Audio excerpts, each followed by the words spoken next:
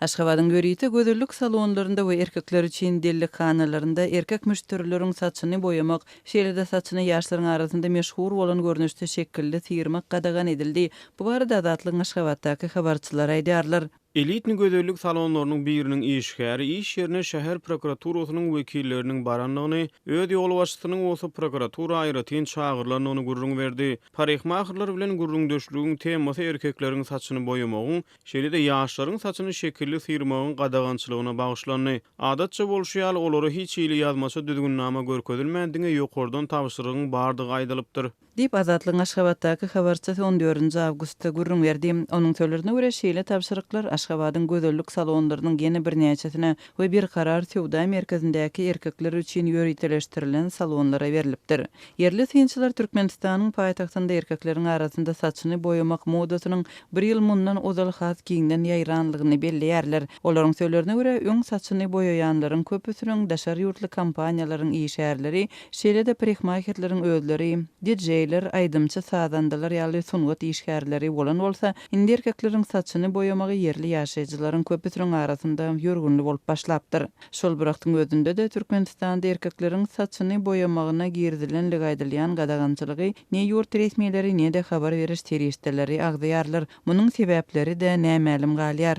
Bellemeli erkekleriň saçyny boyamagyna gadagançylyk döwlet baş tutanynyň öz saçyny ýyllar boýy boýap gelen ýurdunda girdilýär. Türkmenistany 2016-njy ýylda Sapar Murat Niýazowyň ýogulmagyndan soň dolandyrýan prezident Gurbanguly Berdimuhamedov başta çal saçlydy, emma soň onuň saçynyň rengi garaldy. Awgustyň başynda Türkmen prezidentiniň saçynyň rengi birden çalardy. Bu ýagdaý habar beriş serýisteleriň öns merkezine düşdi. Öňkü Sowet Türkmenistanyň hökümdary saçynyň gara renginden elçekdi. Öz ýolbaşçylarynyň şahsiýet kulty bilen tanalýan ýurtda bu ädimi jikmejik öwrenmek synanşygy ediler diýilip Fransiýanyň AFP agentliginiň 2 awgustda çap eden maglumatynda bellendi. Türkmenistanyň Gurbanguly Berdimuhamedowdan öňkü ýolbaşçysy Sapar Murat Niýazow hem saçyny boýaýardy we çalaryň saçyny başda gyzgylt, soňra gara reňke boýapdy. Ýadyrky wagtda Azatlygyň Türkmenistandaky käbir söhbetdeşleri erkekleriň saçyny boyamagyna girdilen çäklendirmeleriň döwlet baş tutanynyň saçyny boyamagyny bet etmek bilen bagly bolmagyny çak edýärler